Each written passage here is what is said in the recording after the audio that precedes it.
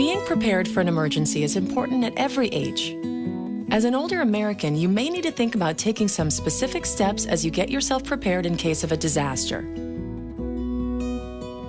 As people age, their needs change and their capabilities change. So in preparing for a disaster, it's important to think differently than you might have at earlier ages. Preparing for an emergency is very empowering for older adults because it gives them the opportunity to identify what they need and ensure that they'll have those needs met when a disaster strikes. Take a few minutes to check out the Ready.gov website, which features specific tips and tools for older Americans. There are a few basics.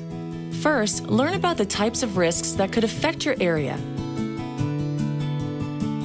Then, make a plan. You can use the Family Emergency Plan available on Ready.gov to organize and help you develop a plan that works for you. Create a personal support network if you need special assistance during an emergency. A personal support network is very important for all Americans, but especially for older Americans. It can include your family, friends, neighbors, doctors, organizations, places where you worship, places where you do activities, and just making sure that those people know what your needs are in case of a disaster. Let the people in your personal support network know what medicines you rely on, and if you have any physical limitations. For older Americans who receive services such as home health care or receive regular medical treatments, it's important to reach out to those service providers ahead of time and communicate to them what your needs are, and also to understand what their emergency plans are in case of a disaster. Identify someone locally and someone out of state who will be your contact person in case of an emergency, and learn how to send updates via text messaging to your friends and family. One of the things that we've noticed in the past during major emergencies, both the regular phone lines as well as the cell phone lines were overwhelmed. But people were still able to text message vital pieces of information in terms of location, nature of problem, or just to text to say all is well. Once you have a plan, prepare an emergency kit. A standard emergency kit includes food, water, and medicine to sustain all members of your household for at least 3 days. Visit Ready.gov for a complete list of suggested items, along with recommendations for how to prepare a family emergency plan.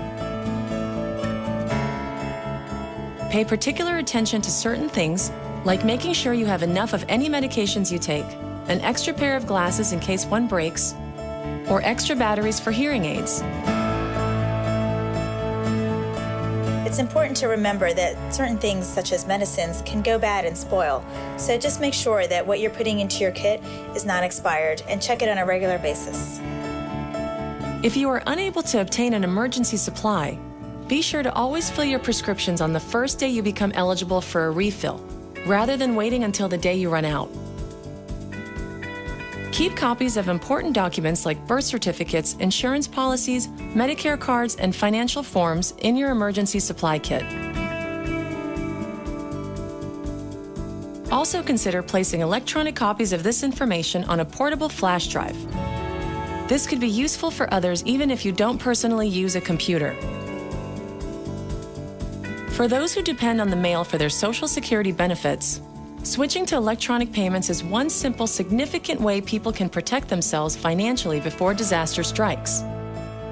Federal benefit recipients can sign up by calling 800-333-1795 or at www.godirect.org. A disaster can occur at any moment. By making the commitment to prepare yourself ahead of time, you'll have the peace of mind and confidence needed to get through any emergency situation. Check out the information for older Americans on Ready.gov and get started preparing today.